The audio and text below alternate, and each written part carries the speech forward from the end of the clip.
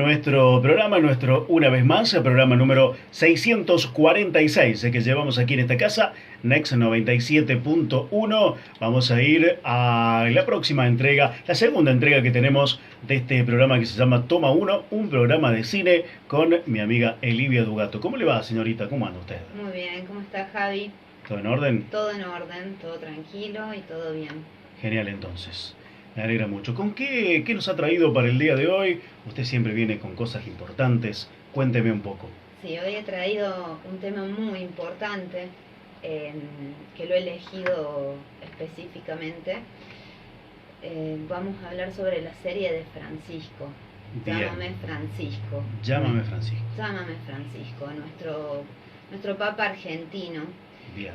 La serie fue una película italiana que Ajá. después se dividió en 4 capítulos y la hicieron serie, que era lo que estábamos hablando en el programa anterior. Sí.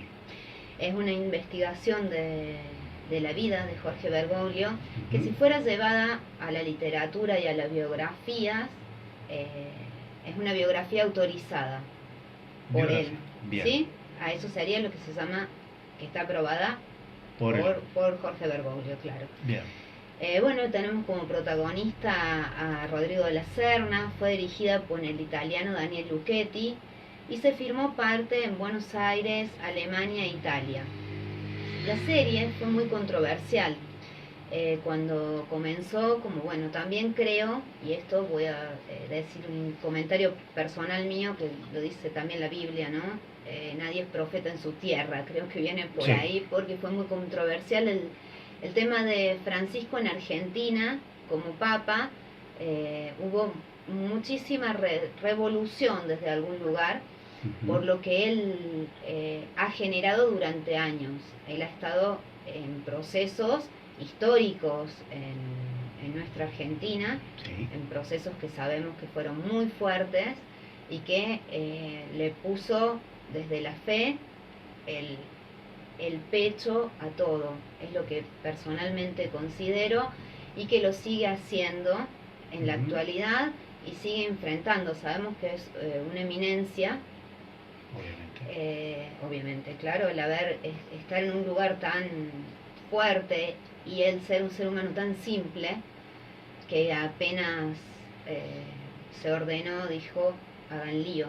Que fue una frase, creo que resonó mundialmente desde muchos aspectos, porque no se lo esperaban. Es un punto de vista personal lo que yo le puedo relatar. Bueno, también he llegado a una conclusión de que es una persona ecuánime, que se mantiene en la línea de lo que es correcto.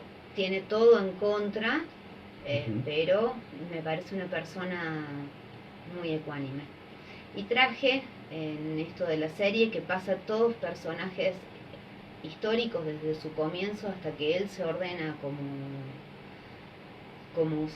desde que se ordena como sacerdote, pasando por todos los procesos históricos.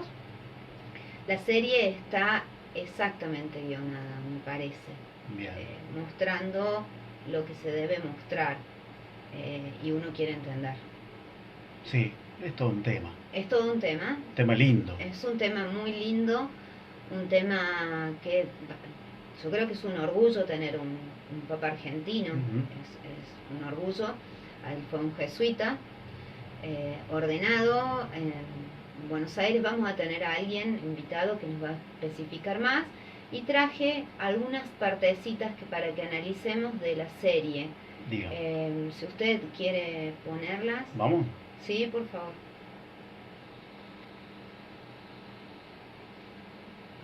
La pobreza se conoce tocando la sangre de Cristo en los más humildes, en los emigrados sin nombre, en los enfermos, en los niños, en todos los que viven en los suburbios existenciales de la vida.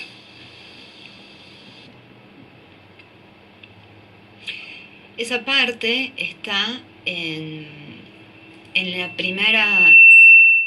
los 2 primeros episodios.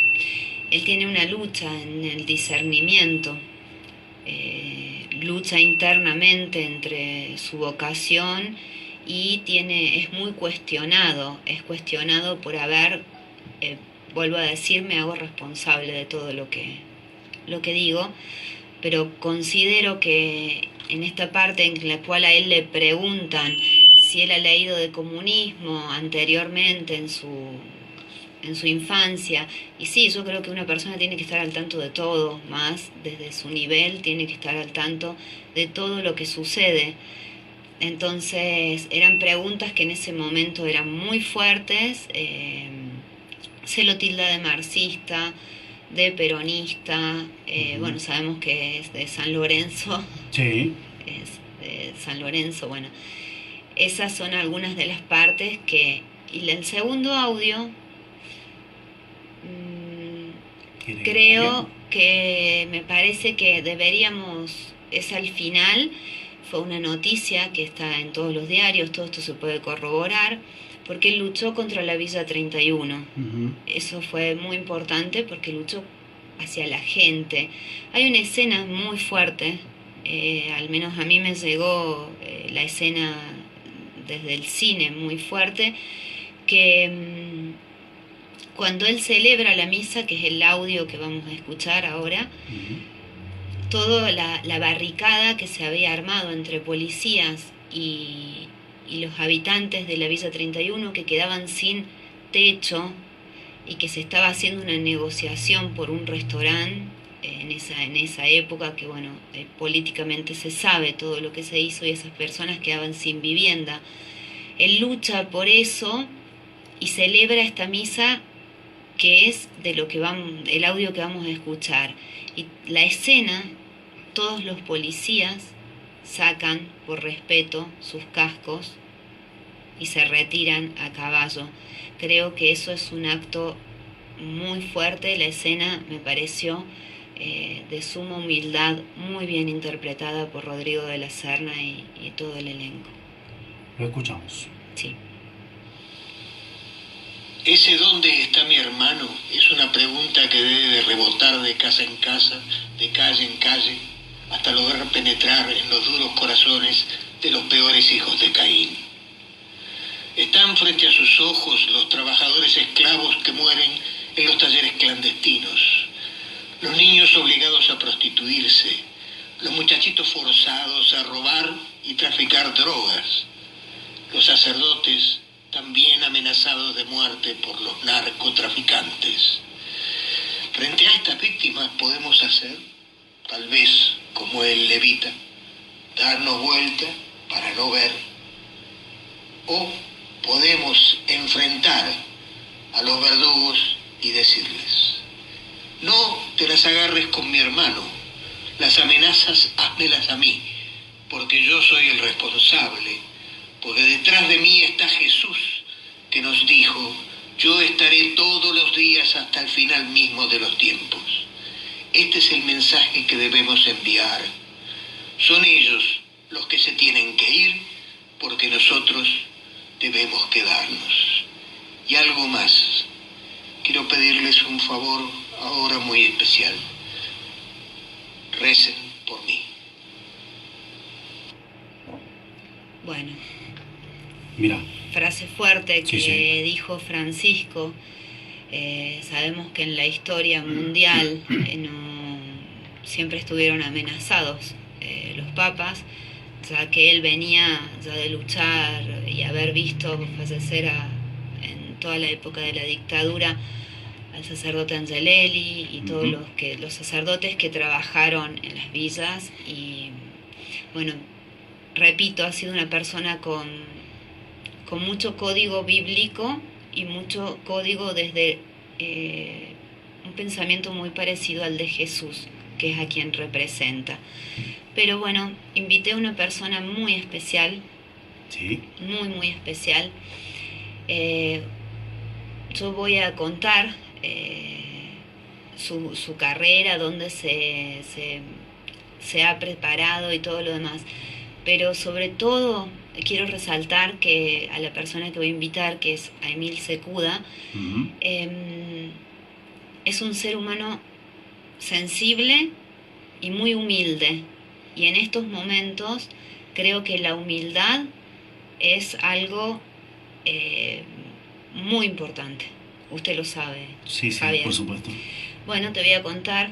Emil Secuda se doctoró en teología en la Pontificia Universidad Católica de Argentina en el 2010.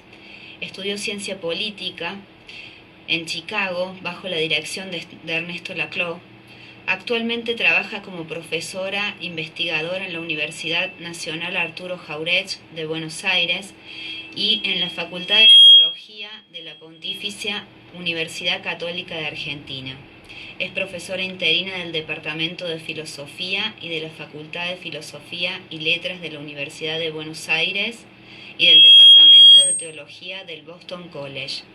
Ha publicado artículos y dictado cursos sobre teología y política, democracia y populismo, trabajo, sindicalismo y estética. Este libro que traje, quiero que ella nos cuente, porque lo vamos a presentar en base, además, ella lo conoce al Papa Francisco. Buenas tardes, Emilce. ¿Qué tal? Buenas tardes, ¿cómo estás? Muchas gracias por el llamado. No, muchísimas gracias por acceder a la entrevista. Para nosotros es muy importante tenerte en este momento y creo que es un honor. Al contrario, el gusto es mío. Bueno, muchísimas gracias.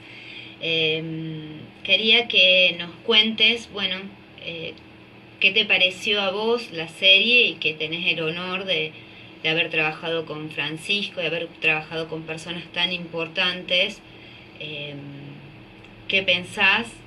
¿Qué crees del Jorge anterior y de Francisco? Si podemos llegar a un discernimiento desde ahí. Bueno, lo primero que quiero aclarar es que yo no trabajé con Francisco cuando era Jorge Mario Bergoglio. Yo soy una académica.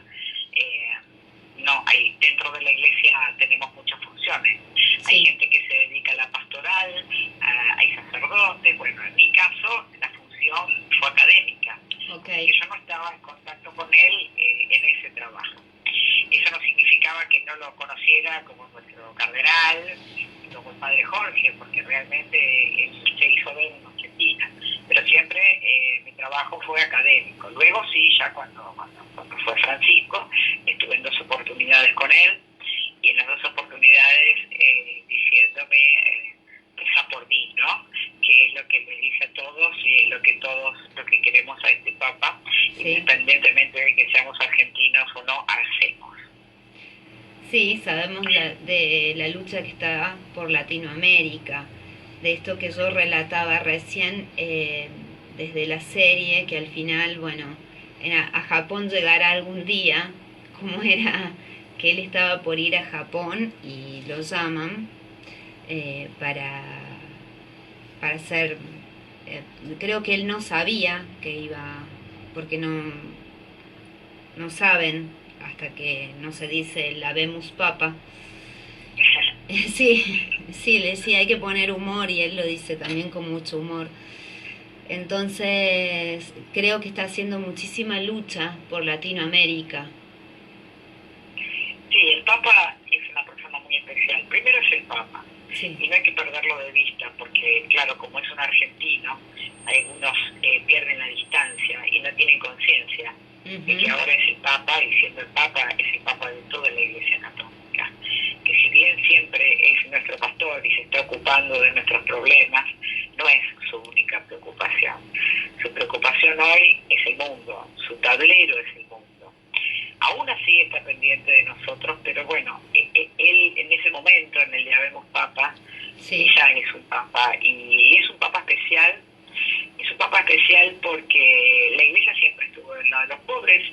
Sí. Puede ser que haya obispos, sacerdotes, bautizados que hayan olvidado que ese era el principio del Evangelio, pero por definición la Iglesia es algo que surge entre los pobres, con los pobres y para los pobres, ¿no? Y este Papa lo que está haciendo es repetir esto, pero sobre todo ponerlo en palabras fáciles, en palabras que todos pueden entender, porque le habla al pueblo. Sí. Y eso tiene muchas críticas. Algunos en Europa dicen, bueno, este Papa no está haciendo teología porque no encuentran ese lenguaje ecléctico, ese lenguaje filosófico que es el de la teología europea. Pero eso también creo que es por desconocimiento de un sector de la teología latinoamericana, que en general se llama teología de la liberación, aunque hay diferentes posiciones, que es una teología que se hace con otro lenguaje, con el lenguaje de la cultura popular. Entonces, cuando este Papa llega a Europa y habla el lenguaje de la cultura popular, bueno, uno tiene que entender a los alemanes cuando dicen que eso no es teología, porque claro, ellos están acostumbrados a otro discurso, ¿verdad? Sí. ¿Y por qué para nosotros eran fáciles los documentos de los papas anteriores? Bueno, porque todos nosotros fuimos educados con una bibliografía y una literatura europea. Entonces es fácil entenderlo, pero los europeos no fueron educados con una cultura latinoamericana. Entonces le cuesta mucho, y yo creo que eso es una de las resistencias, ¿no? Que le falta ese lenguaje. Este es un papa del pueblo, es un papa que hace fácil, legibles, inteligibles, visibles, estas cuestiones que están por siglos en la Iglesia. Sí, yo te escuchaba en una entrevista que hicieron en México, que hiciste en México hace poco, y hablabas de esto también, de la idiosincrasia, ¿no?, de cada lugar. Y yo creo que, bueno, los discursos que él da, claro, Latinoamérica entiende lo que está diciendo. Creo que estamos llegando al mismo punto de pensamiento. Sí, y además los problemas que tiene Europa no son los problemas que tiene Latinoamérica. No. A pesar de que la globalización parece que nivela todo, eso también es una fantasía. No es tan así. Los problemas de trabajo que tiene Europa no son los mismos problemas de trabajo que tiene Latinoamérica. El trabajo es un problema en el mundo hoy, pero tiene distintas características.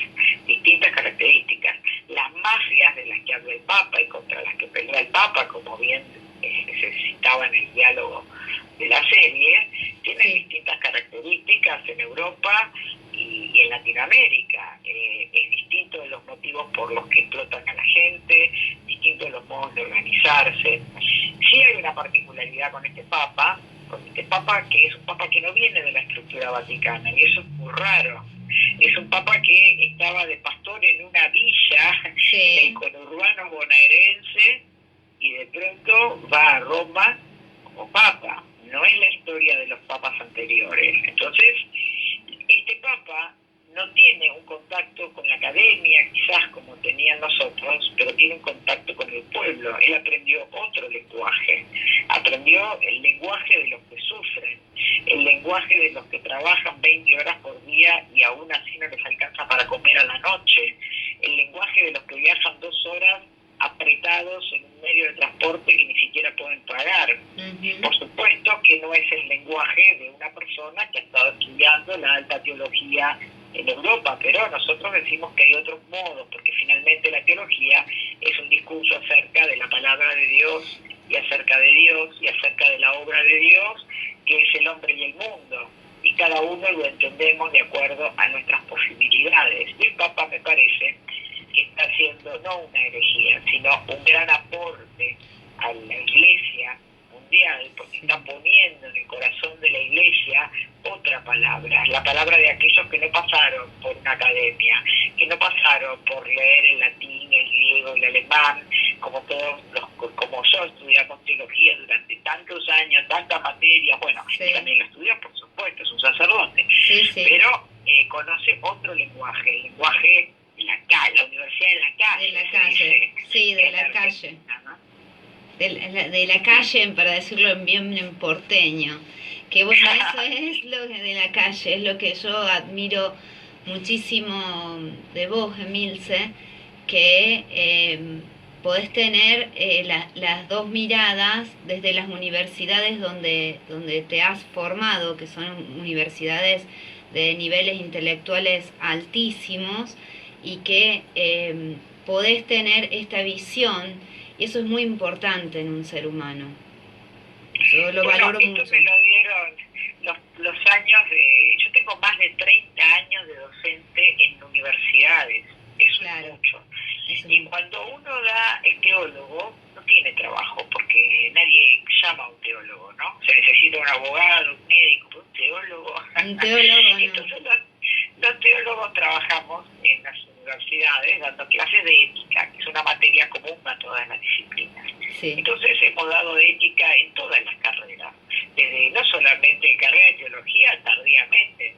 En mi caso trabajé en las universidades públicas y en las universidades católicas también, pero dando ética en carreras que no tenían nada que ver ni con lo confesional ni con lo teológico. Entonces Pero uno tiene que aprender ese lenguaje. Yo creo que eso es esa experiencia que te va dando la vida, como decís vos, es lo que es una enseñanza. Creo que eso es muy importante. Siempre lo creí, lo voy a sostener siempre. Se llama vida eso.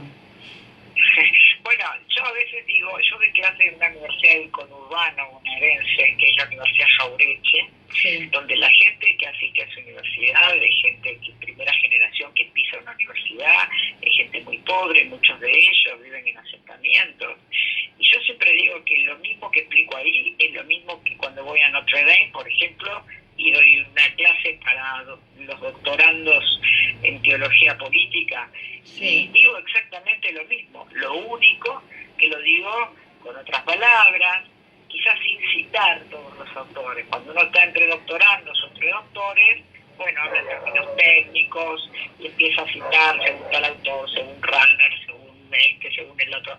Pero uno puede hablar de lo mismo, de los mismos problemas de la humanidad, sin citar todo eso y sin utilizar la teología y la filosofía, porque lo que queremos es comunicarnos, queremos comunicarnos con la gente. No somos cualquier docente, somos teólogos, somos gente que finalmente estamos misionando. Entonces tenemos que elegir en un punto la punta narcisística de hablar para los pares, para que nos reconozcan el nivel intelectual, o hablar para el público que tenemos y comunicar algo y llegar al corazón de esa gente. Algunos como yo priorizamos el público, depende de dónde estemos. Ahora vengo de Alemania con el padre Canone, tuvimos una reunión de una semana con teólogos europeos y bueno, ahí era otro tono, pero cuando hablamos hace 2 días, hablé con Monseñor Gustavo Carrara, que es el obispo encargado de Villas en Buenos Aires, y con el Gringo Castro, presidente de la CETEP, y que es la Asociación de los Trabajadores de la Economía Social, y el público que teníamos era una universidad del conurbano, y el público que teníamos era gente de la comunidad. Y ahí hablamos en otro tono. Había algunos profesores, unas 10 profesores, Sí. pero había unas 100 personas que eran trabajadores. Entonces decidimos, ¿qué hacemos? ¿Le demostramos a los 10 profesores que están ahí, colegas, cuánto sabemos? ¿O hablamos al 80% de la gente que vino a escuchar una palabra de un pastor, de un dirigente social, de una profesora? Bueno, le hablamos a esa gente. Hay gente que dice eso, generalización. Bueno, para los que dicen eso, hay un libro escrito, es difícil, como dicen los chicos. Sí. Pero el Papa, esto no es una idea mía, digo, esto es una práctica Esto que es tienen una... los intelectuales Disculpa argentinos. que te interrumpa. Yo creo que de esto habla Jesús. O sea, hacia ahí iba en la Biblia. Bueno, absolutamente. Claro. Él hablaba al pueblo y hablaba en parábolas, en Claro. conceptos, para que la gente sencilla lo entendiera. Lo Ahora, entendiera. cuando tiene que hablar en el templo y pone la mano sobre el texto, dice, y ese día se ha cumplido hoy, Sí. ahí hace un trabajo de alta teología, pero luego habla parábolas, habla para la gente sencilla. Y Claro. más, en los evangelios, un dato técnico, en los evangelios, porque en griego los pueblos se decía de 2 maneras, 3 en realidad. Una es demos, que es la palabra para nombrar al pueblo incluido, Sí. y otra es oklos, que es la palabra para nombrar al pueblo excluido. Sí. Y en los evangelios, la palabra demos aparece 4 veces, pero la palabra oklos aparece más de 340 veces. Sí. Quiere decir que los evangelios están escritos para ese pueblo excluido. Y eso hace el Papa. Cuando el Papa va a Chile, cuando va a los pueblos andinos y da el discurso en Santa Cruz de la Sierra, él le habla va a hablar a los pueblos originarios, sí. Habla a ellos. Entonces, esta cosa maravillosa que, como vos señalás, muy maravilloso en esto que fue el 7, en la audiencia que dio, el 7 del 10, esta semana, cuando menciona, por supuesto que hay personas que dan algunas ciertas críticas opuestas de que no les gusta, uniendo el tema anterior de lo que vos me estabas diciendo. Y yo creo, personalmente, que lo que él está haciendo es luchar por la sangre derramada, que eso lo dice la Biblia también. Absolutamente, él es un pastor y bueno, siempre menciona el pasaje del buen samaritano, ¿verdad? Como ejemplo de lo que hay que hacer. No importa que no lo conozco, lo encontré en el camino sufriendo y me voy a ayudar. ¿Dónde está tu hermano? ¿No? El pasaje que acabamos de escuchar también. Sí. El clamor del hermano, ¿no? El clamor del que me está preguntando y me está demandando y me está interpelando. Sí. Yo no puedo quedarme tranquilo en mi casa disfrutando las 3T cuando hay otros que están fuera de las 3T. Sí. Entonces, esas 3T, a partir de Francisco, pasan a convertirse en los principios éticos sociales. En los principios éticos sociales. No se puede seguir hablando más de moral en la Iglesia sin tomar en cuenta este principio social que el Papa señala como las 3T. Mientras haya una persona que no tenga ni tierra, ni techo, ni trabajo, ahí hay un hermano que me está interpelando. Entonces yo no puedo seguir pensando que soy un buen cristiano porque estoy cumpliendo con una tabla de virtudes medieval, victoriana, cuando hay gente que está sufriendo. Y este Papa es muy crudo, muy duro para decir las cosas.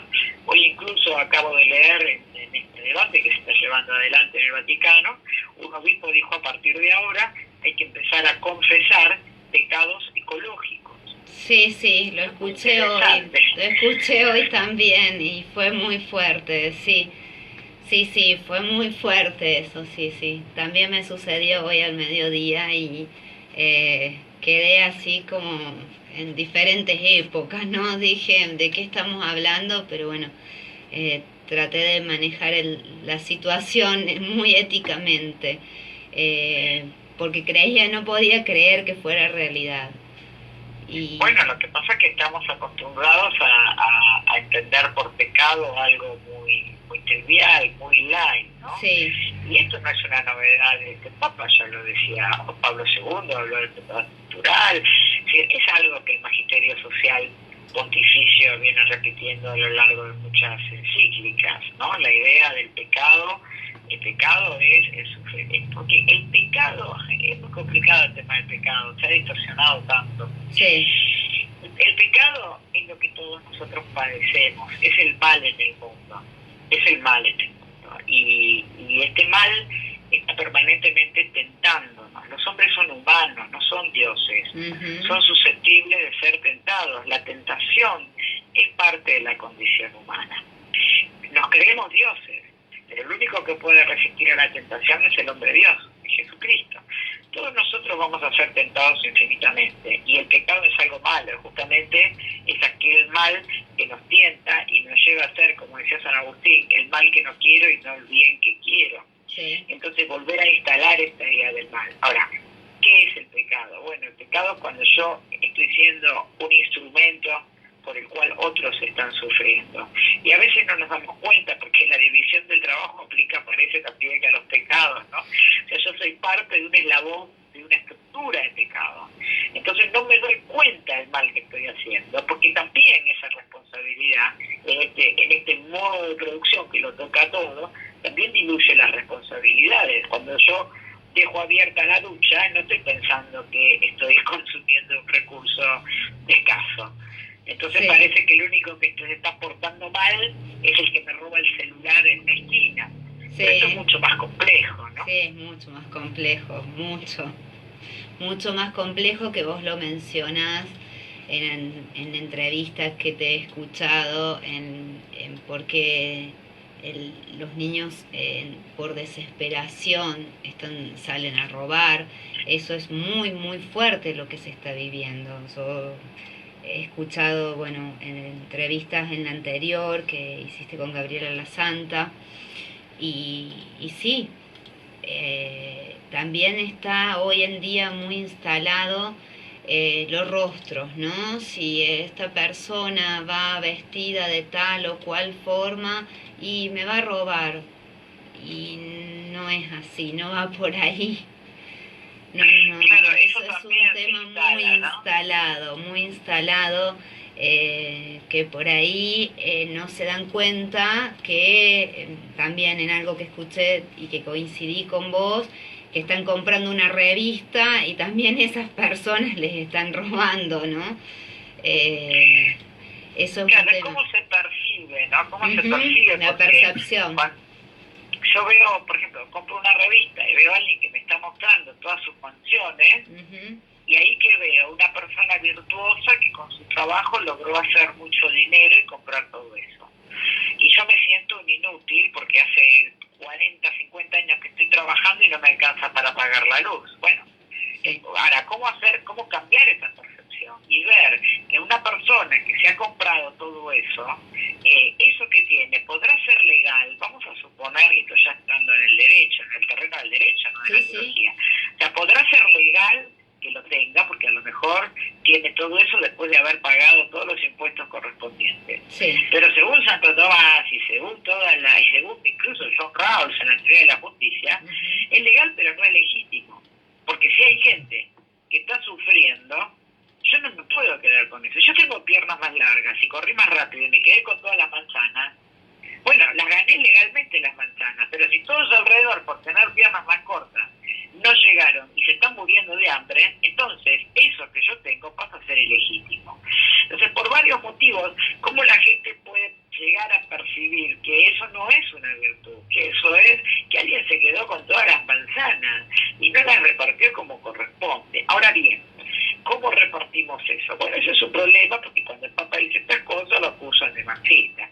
Y no se trata de eso, ya es un problema. Eso pasa solamente en algunos contextos, porque nadie está pensando hoy, esa no es la amenaza del mundo, hoy pasa por otros lados, la gente seria no habla en esos términos, hay gente que se ha quedado en la Guerra Fría de los 70 y la verdad que no vale la pena es muy triste eso.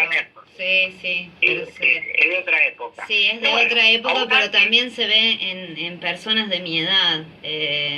Se escucha muchísimo y, por ejemplo, de la edad de mi hija, lo escucho así, que fue trasladado de generación en generación y que te quedas ahí, viste, como, ¿qué están diciendo? Pero bueno. Igual la gente debería, para los que dicen eso, deberían ir a estudiar un poco el marxismo para ver de qué trata. Sí. Hay muchos matices, ¿no? El marxismo, el socialismo, el leninismo, el totalitarismo, una cosa tan compleja. Pero no vamos a perder tiempo en eso. Lo que es importante es que ese modo de repartir no tiene que ver con tomar los medios de producción, no, tiene que ver con pensar políticamente, desde el gobierno, nuevos modos. El Estado tiene que regular. Yo no voy a solucionar la pobreza del mundo con mecanismos donde el Estado regule la redistribución de esas cosas. No se trata de que todos tengan lo mismo, una fantasía de los años 70 que pensaban que eso era el comunismo, sino de que aquel que gane tenga un salario justo. No puede ser que la gente esté cobrando por debajo del salario mínimo vital y móvil. Entonces, claro, cuando uno habla de estas cosas, cuando el Papa habla de estas cosas, dice, este Papa está haciendo política. Bueno, ahí te interrumpo un segundo, Emilce, que es algo que estuve pensando, que en esto que, bueno, vos sabés lo que es el trabajo de investigación y lo de el estar en una soledad cuando uno está investigando algo. Y estuve investigando y alguien me dijo que no había política en la Biblia. Y yo creo que sí.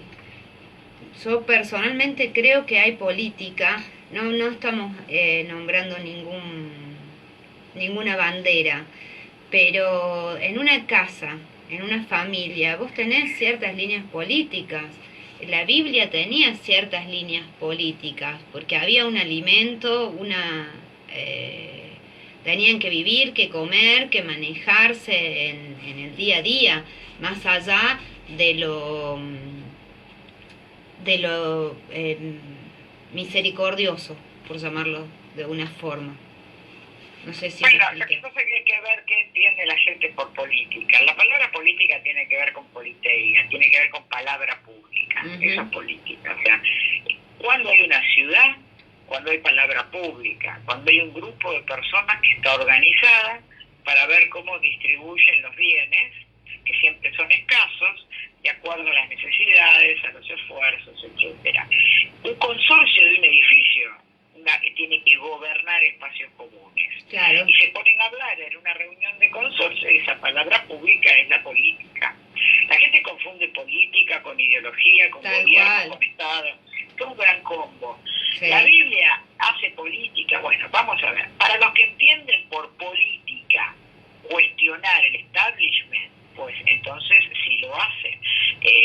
Cristo es un gran cuestionador de ese sistema. Cuando después la parábola de joven rico no tiene muchas vueltas para interpretarse, a pesar de que la quieren forzar. Dice, ¿qué puedo hacer para entrar al reino de los cielos? Ya hice esto, aquello. Bueno, ahora te falta vender todos los bienes, dárselo a los pobres y entonces vas a entrar al reino de los cielos. Y el joven rico lamentablemente agacha la cabeza y se va. Sí. Ahora, cuando yo cuento esta parábola me dicen, no, porque pobre es pobre de espíritu, ¿no? Dicen, Sí. ahí está hablando de pobre de espíritu. No, el texto dice que venda todos los bienes y entre al cielo. Bueno, yo personalmente, yo en mi secuda, yo no sé si estoy dispuesto a vender todos los bienes para ir al cielo. Quizás no lo haga nunca, pero no porque yo no lo vaya a hacer, ir a cambiar la interpretación del texto evangélico. Tal cual. Tal cual, bueno, me hiciste recordar en alguna época se vendían terrenos en el cielo. Sí, me hiciste Entonces recordar. cuando la gente habla de política, bueno, hay que ver qué entienden por eso. Sí. La Biblia, toda la Biblia habla de eso. El Antiguo Testamento ni hablar. Sí. Ni hablar. Los judíos se ahogaron, no los judíos, bueno, los egipcios se ahogaron todos en el Mar Rojo para que los judíos se salgan. Sí. Vaya si ese no es un texto para cuestionar. Entonces, las cosas son muy complicadas, la Biblia es un texto complejo también, Sí. un texto complejo porque está escrito con la mediación de la cultura de la época.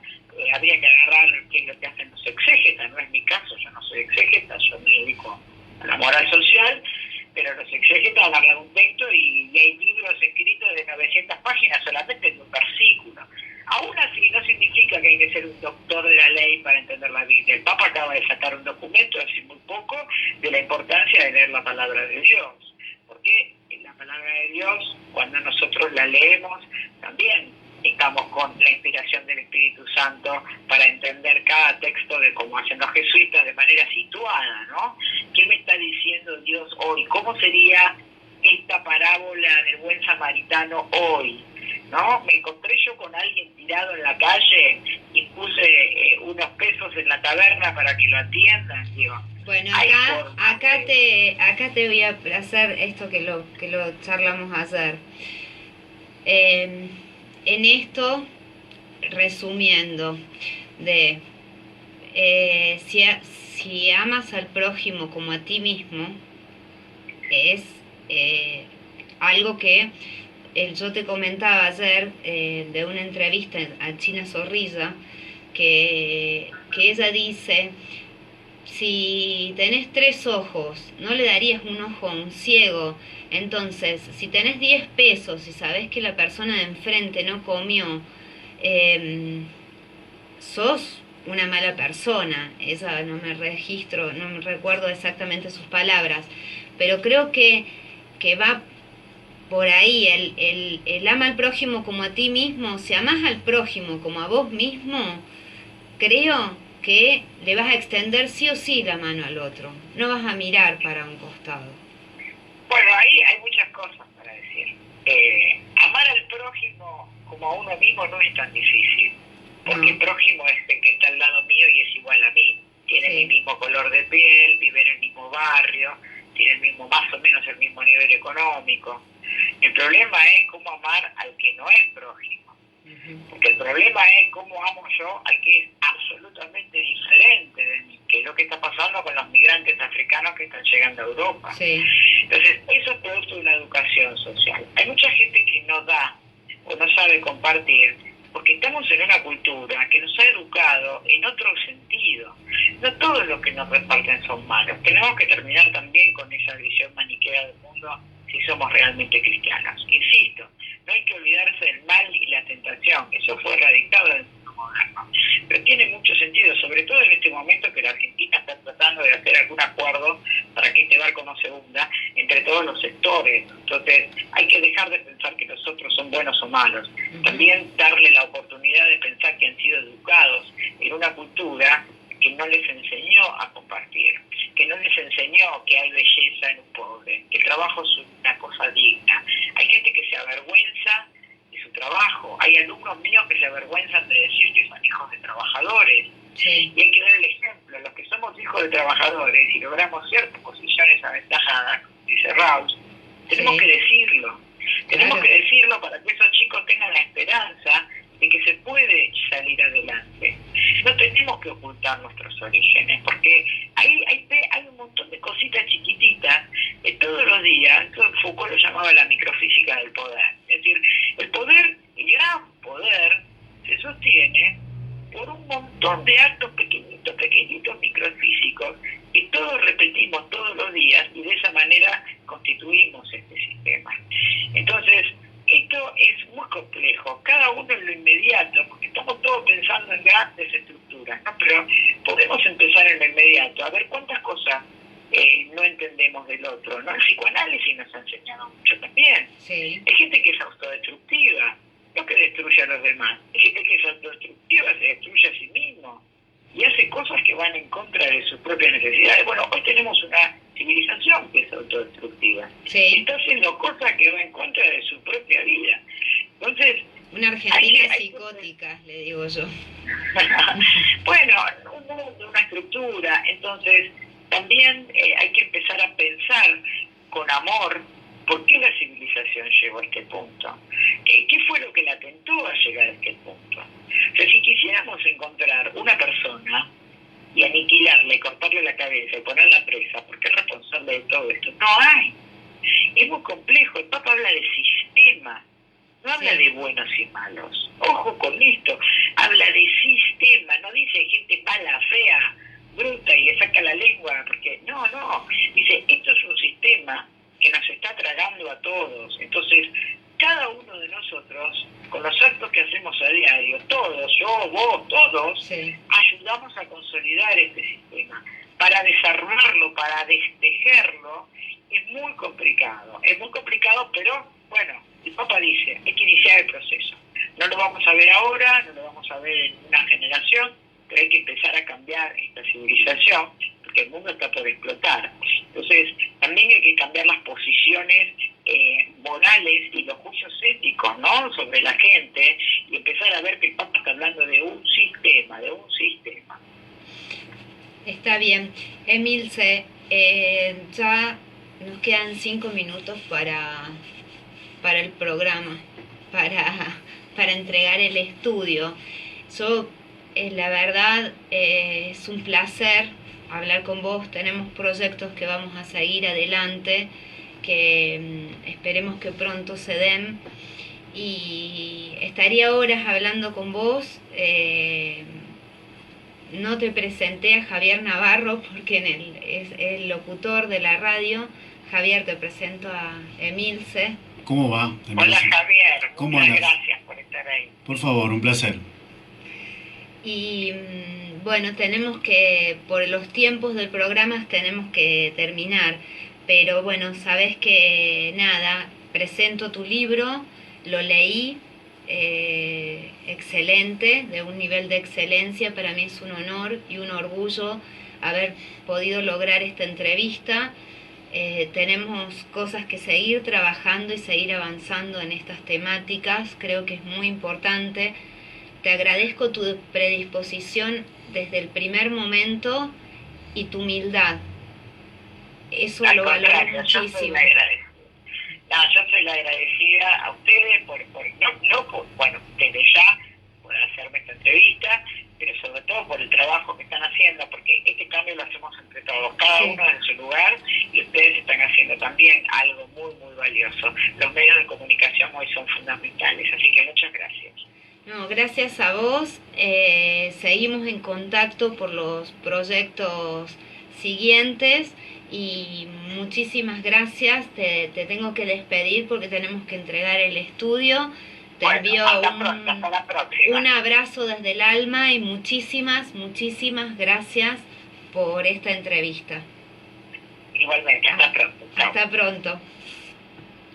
Bien, excelente trabajo, Eli. Nos quedan 10 minutitos para el final de nuestro programa. ¿Algo más que vos quieras acotar? ¿Le pareció interesante la serie? Sí, obviamente. Bueno, es muy recomendable. Yo creo que, vuelvo a decir, para mí es un honor haberla tenido Emilce, desde el nivel que habla, desde la simplicidad, desde la humildad. Y bueno, recomiendo a todos, creyentes o no creyentes, esta investigación la hice con varias religiones también. Pregunté a otras personas amigas de otras religiones qué opinaban. Desde la figura de Francisco tuve muy buenas devoluciones y eso es muy importante porque somos todos hijos de Cristo, sí. ¿No? O sea que usted recomienda verla. La recomiendo porque creo que a los que no la vieron se llevan una sorpresa. ¿Podemos decir que son 4 capítulos? Es una película italiana donde se ven 4 capítulos, dividida en 4 capítulos, sí. ¿Se ven en Netflix? En Netflix, sí. Bien. Sí. Bien. Así que bueno, como siempre, te agradezco el espacio. Sí. Y ya prepararemos la próxima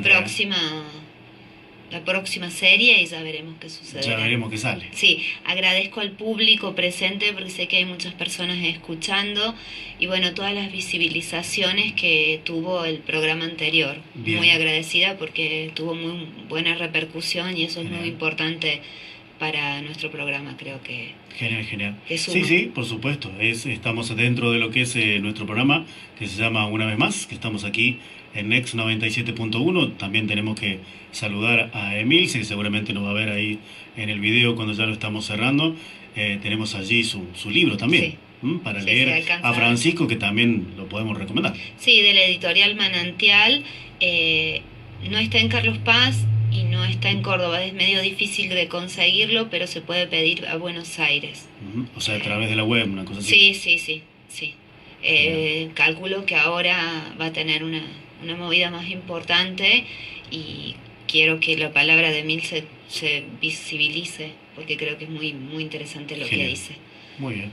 Bueno, señorita, muchísimas gracias. Muchísimas gracias a usted. Seguimos nosotros ya en la parte final de nuestro programa y